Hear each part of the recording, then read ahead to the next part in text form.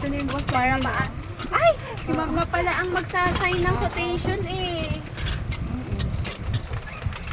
Kasi ma'am, para ma-allocate namin yung ano, kasi hindi namin mai-book ng cottage once wala tayong sign ng quotation.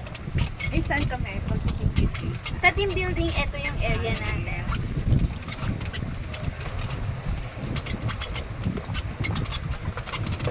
Ayan na.